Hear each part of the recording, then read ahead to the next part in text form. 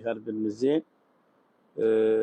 Çox saylı dostlarımızın mənə şəxsidə yazdıqlarını, eyni zamanda telefon zəylərini nəzərə alıb, mən bir məsələyə münasibət bildirəcəm. Dünən İlqar bəyin Əvəz Zeynallı ilə müsahibəsindən sonra daha da dostlar mənə çox saylı yazdılar. Niyə Əvəz Zeynallı açıq, aşkar durumla bağlı bir məlumat vermədi, dəyərli dostlar? Əvəz Zeynallının durumu göz qabağındadır. Əvəz Zeynallının səhhətində olan problemi hər kəs bilir. Bugün onkoloji xəstəlikdən əziyyət çəkir. Həmən xəstəlik artıq 4-cü dərəcəlidir və eyni zamanda da 13-cü kimioterapiyanı əziz dostumuz Əvəz Zeynallı artıq qəbul edib. Hər kəs bilir, bütün qələm adamları bilir, bütün söz adamları bilir, bütün Azərbaycan xalqı bilir və eyni zamanda bütün dünya Azərbaycanlıları bilir ki, Əvəz Zeynallı bu millətə yük olan adam deyil. Ki, bu millətdən nəyisə istəsin, nəyisə gözləsin, yəni bunun istəyən adam olmayıb.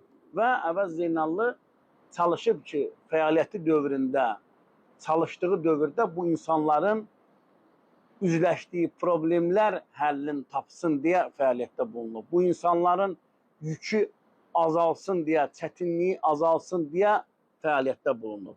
İndi bu günləri açıq-aşkar nəyisə xahiş edə bilmirsə, durumun ciddiliyi haqqında tam çılpaq şəkildə danışa bilmirsə, o Əvəz Zeynallıdır ki, yenə qeyd edirəm, bu millətin problemləri azalsın deyə, bu insanların çətinlikləri azalsın deyə çalışan adam bugün insanlardan nəyisə açıq şəkildə istəyə bilməyən Əvəz Zeynallıdır. Bu belə yaranıb, belə mübarizə aparıb, olduğu kimi görünən Əvəz Zeynallı olub. İndi bugün təbii ki, çətinlik çəkir.